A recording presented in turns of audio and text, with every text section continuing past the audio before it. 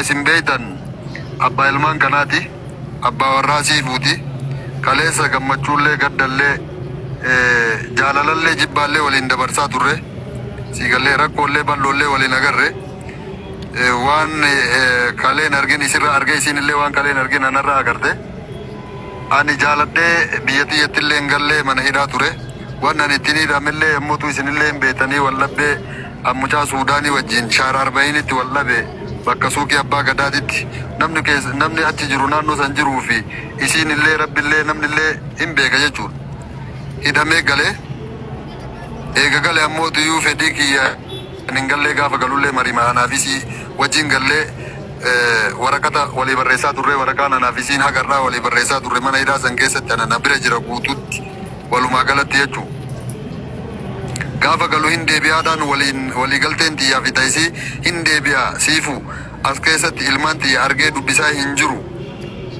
Ilmaan xiyyallee ammootu guyyaa jimaata waytanatti dhuftu argee ol fuudhee dubbisaa hin jiru akkana jedheen bakka mana hidhaa san Mubaarak dhufee ofii isaati ijaan na laale abbaan hojuu achitti dhufee na laalaa ture.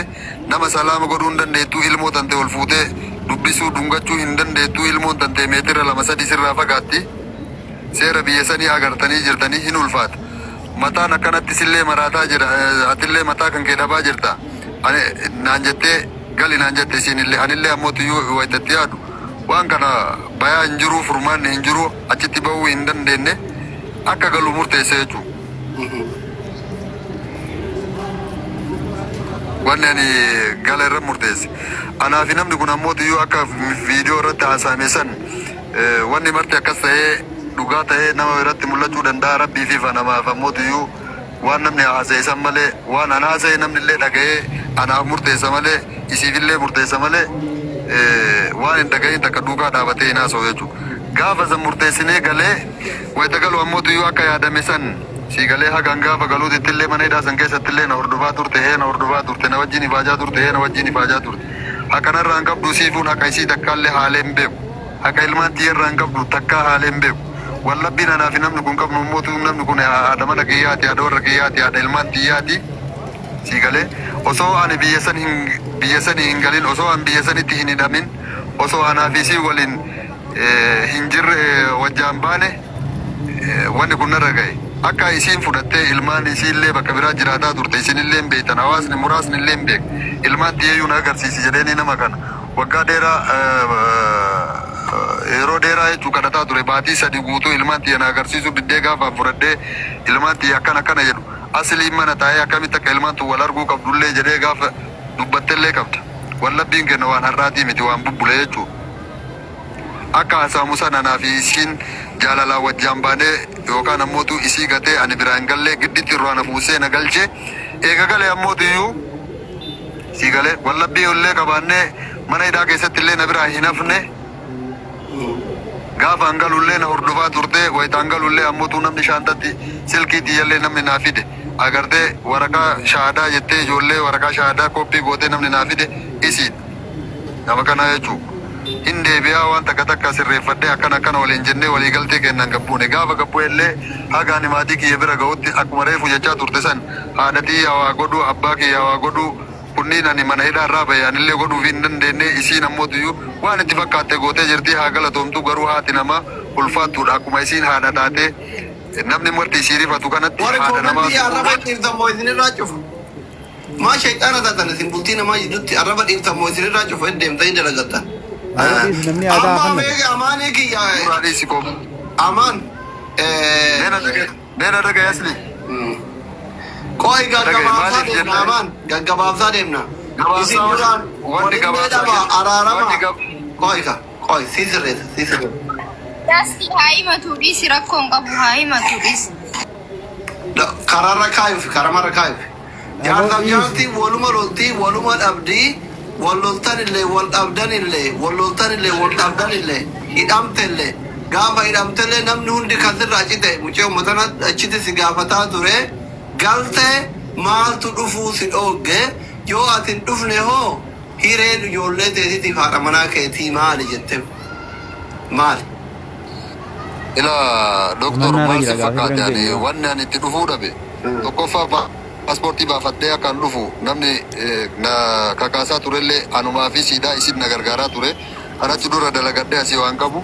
Isin gaafan galullee doolaar 200 namni natti kenne isiidha. Eegarillee ammoo yoo akkan baafadhullee namni godillee isi. Baafadhee paaspoortii kiyya itti ergee yeroo paaspoortii kiyya ilaalan ishaaraan irra jiraan biyya san seenuu hin danda'u dhorkaan. Walumaa galatti jechuudha. Biyya san seenuu hin danda'u akka karaa jalaatiin dhufu na gaafannaa karaa jalaa saniin dhufuu hin danda'u. Saa sanitti obboleessi kanarra xiqqaa karaa Suudi Arabiyaa deemee akka inni amriin itti geette guyyaan itti ga'e isin marti keessanuu yoo quba qabdanii yeroo sanitti dhufuu hin dandeenye itti jalaanillee dhufuuf ammoo yoo dhufellee biyya san keessa bahuu hin dandeenye yookaan immoo biyya sanitti yoo qabame waggaa 25 umrii xiyya guutuu akka isaan na hidhan isinillee beeti isinillee beetan faayidaan an ilmaan xiyya fayyadullee waan hin jirreef dhufuu hin dandeenye sababa sanii achitti hafee jechuun waa'ee dhufiitiin guyyaa san fakkaata.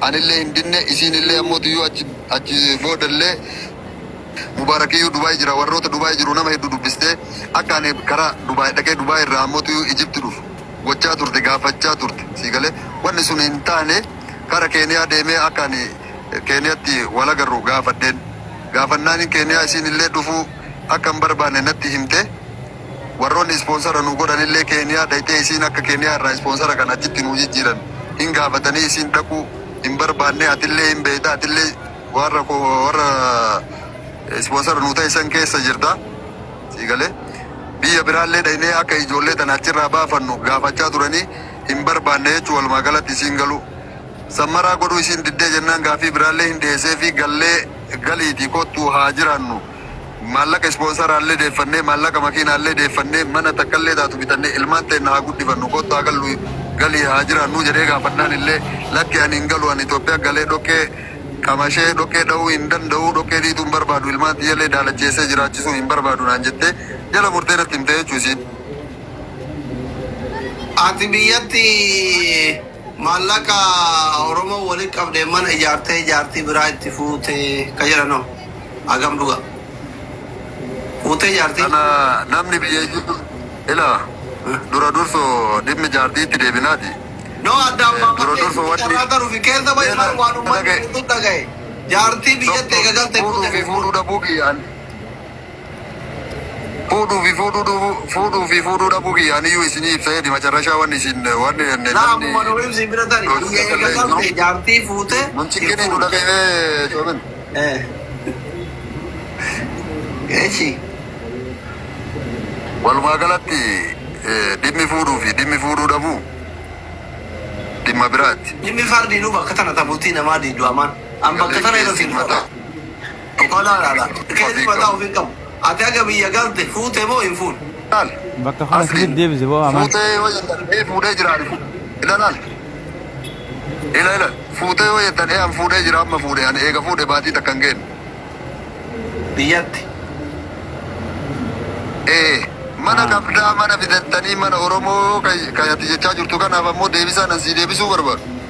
Sheekonni illee qeessonni illee hayyuun illee namni hedduun illee hin jira siigalee namni itti amanan illee kan nama taraa tokko siigalee bakka kana maqaan haadha xiyyaallee maqaan nama ganda kiyyaallee maqaan agartee fira kiyyaallee nama haaruu irra jiru maa cinqitarre. Yeroo aanaa fi namni kun yoo qabeenya ilmaan xiyyaati waan doolaara 200 fi birriin irratti ergite 200 narra ergiteen alatti siifuu birriin ijoollee xiyyaa na seente addunyaa akeraa naa hongeessu namaa gadi na haa deebisu mana haadha xiyyaa keessa jiraadha siigaleemi qixxaa haadha xiyyaa nyaadha siigalee akka isiin jirtu mana hin qabu. Fileen abaaree dhaggeeffadhu fileen abaarinni arba watuluta wanni nama abaaruuf illee jiru dhugaa jirtutu tana jechuu barbaadeeti ani manni anaaf isiin qabnu yoo kaleessa ka jiraannu taate yoo anaaf isiin ka walit beennu taate anaa fi rabbii walit dhufa siigalee addunyaa irratti ibidda jahannam rabbi natti haa naqu mana waliin ijaarannillee hin qabu mana Oromoo naa ijaartellee hin qabu hardallee hin qabu yoo qabaadde ammoo tuyyuu seeraanillee seenaanillee abbaan barbaadanii kallattii barbaadanii waan kana qulqulleessitanii na gaafachuu mirga qabdan wallabbiin anaaf isiin wallabbee bakka kana itti ga'e isinillee beeyti isinillee beeytan siigalee jireenya isii keessaa yookaan ammoo jireenya kiyya keessaa isinillee akkamitti akka baate numarti kennaa wal beenaa jechuudha. Homaa waan kijiba qabu hin qabu kun Sigale ani namallee waan dho'isuuf yookaan waan rabbii kiyya jalaan dhokan ilma namaa tokkicha jala waan dho'isuuf hin jiru an dhugaasan dubbadha. Sigale Eshi amani ani qabu hin jiru. Aye, takako gafi tumura charra sifu kenna gafi tumura. Ati amma biyya kana dhufu hin dandeettu. Walillee dhabdanii wal dhabbii fi hojiilee ta'uu mala. Biyya kana illee dhufte karaa yooma araaramtee dhufte illee dhugaadha. Basmaa mungkin ofirraa haquun hin jiran jedhama. Haquullee baattu namni xiyyaaraan bahee deebi'ee biyya faranjii kana dhaquun hin ulfaata. Kana namni biyya kana ture biyya kana keessa deeme hunduu hin beeka. Eshi eegaati biyya kana dhufuu hin dandeenye. Feetu fedha keetiin haa ta'u feetu mootummaan si haa dhoogu dhufuu hin dandeenye. Ijoolleen kun sirra jiran haati manaa kee sirra jirti. Keetiin kun maqaa keetiin jira. Imeeliin paaswoordiin si harka jira. Egereen ijoollee teetitii fi haadha manaa kee kakaa'iroo jiranii kunoo maali yaaddame furmaata guddaa irratti. Ela doktor emailii fi paaspoortiin si harka jira. Egeree ilmaan kana maal yaaddaa jette?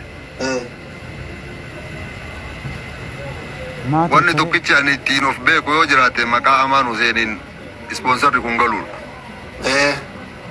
Kaanillee mataa kiyya malee yoo ani achi jiraadhe malee isaan achi keessaa bahuu akka hin dandeenye. Anillee hin beeka rabbillee hin beeka namnillee hin beeka. Bakataa guutuu beeka kana maa bahuu hin danda'ane dhuga. Waan achirraa hafe ani namni kunillee abbaan ijoollee atillee hin beektanii silkii tiyyallee namni naa fide isiidha. Ani email ani ittiin fayyadamu emailli ispoonsara ittiin godhanne san isiin illee na gaafattee wanni isii dorgadhellee hin jiru nallee hin gaafanne haqiiqatti dhugaan jirtullee tanuma. Paaspoortii emailaa fi paaspoora wanni isiin amma jettu kana sigalee ani irraa hin beeku emaila kiyya beekuu hin beeka garuu ammoo tuyuu paaspoora wanni isaa hin beeku sigalee paaspoortii isaa hin beeku. Paaspoortii isaa hin beeku sigalee mi. Lakkoofsi bilbila kun ittiin baname siifuu bira jira mataa isii bira jira sigalee emaila kana banattee emaila kana sirreeffattee nan gaafanne emaila kanayyuu itti fayyadamuu hin dandeetti. Yoo man emaila kana isii dorgadhe lakkoofsa isiin harkaa qabdu lakkoofsa kiyya ka amma isiin itti fayyadamuu jirtu amma kanaan furmaanni maali? ani banadhe na gaafattee yoom dorgadhe haqiiqa rabbiititti ani hin dorganne rabbillee na arga arrabni kiyyallee kaanarra dubbadhuun kun bor na goga ani emaila isiin hin dorganne Emaila nan kan namuu gaafanne qofaa fi kan sigalee namuu miti qofaa miti. ani takkitti wanni ani isiin jedhe biyya san dhufuu hin danda'u karaa jalaatiin lubbuu kiyya aarsaa kafalee kootti ilmaan kana aarsaa kafalee isiin naan jennaan aarsaan ani yoo kafaluu fi danda'u taate yoo isaan fayyade waan isaan hin fayyadne irratti shamaa ta'ee barandaallee osoo taa'e abbaa isaaniiti yoo naan jedhan sigalee akkasii isaan fayyada malee waan hin taane dhaqee umrii xiyya guutuu waggaa 25 biyya sanitti wanni azabamuuf hin jiru biyya san keessallee yoo dhaqe umrii xiyya guutuu wanni ofitti taphadhuuf hin jiru hin ba'u na dhiisi dhufaa hin jiru wanni an jedheen takkitti hin tan paaspoortii fi iimeelli isiinuu sirreeffachuu dandeetti sa'aatii amma harkaa qabdullee isii bira jira na bira hin jiru irraa hin beeku silkii xiyyayyuu osoo paaspoortii kana ka irraa beeku taate iimeelli kiyya feesbuukii kiyya tiktookiin kiyya wanni hundinuu silkii kiyya san waliin na jalaa bade silkii feesbuuka san hin deeffadhuan tiktookii kiyya hin deeffadhuan saniin hin fayyadamuan. Okay. Galatooma carraan kee kan xumurameera siifuu kenina ummanni illee dhageettan ka waan kalee siifuun jira ooltee illee dhageettanii waan inni amma jaraa jiru illee dhageettanii dubbiin manguddoon ka warri jala jirtan namni 19,000 kun manguddoo tayaa shayxaana hin naqina siifullee obboleessiteessanii innillee obboleessa keessanii kana wal galte moo addaan gara galtee san isitti laallata ka dubbii wal galti moo waliin galtuu san manguddoo keessaa filata. Sifu waan inni jedhu hundaa dhageette imeeliin si harka anin beeku lakkoofsi ittiin baname si harka jira maqaa kiyyaan jira dhugaadha maqaa kiyya jala jiranii garuu mootuu dhufuu hin dadhabee hin didamee karaa miilatiin aarsaa kafaluu hin barbaadu Keeniyaa fi biyyoota akka Ugaandaa isitti dhufuu didee jedha wanni akka ati jettu sunillee cina cinaan wanni ati kalee jedhaa ooltallee cina cinaan dubbii keessatti kan uummata kana duratti dhugama irra hedduuni furmaanni maali jetta siifu ati waan kana waan amma abbaan manaa kee jedhu kana. Gara siifuutitti osoo hin tarin himannaa isin himatte keessa Oi dubbiin waan sila amaaniin osoo ati gaafattu hafteetu jira. Eshi. dubbii sirreeffataa deemuun baay'ee Waa'ee nama ittiin himataa turte waa'ee ispoonsaraallee waa'ee ispoonsaraallee mee bakka sanillee ture. Gonsa go. Arana. Laal an aarsaa ilmaan xiyyaa kafalee hin dhufuu hin jenne an doktor. Eshi. Sigalee aarsaa ilmaan xiyyaa kan kafalle abba eenyuuf kafalaan. Eshi. Maal fuudhamne Kafalle hin jiru. Dhageeffadhu gaa.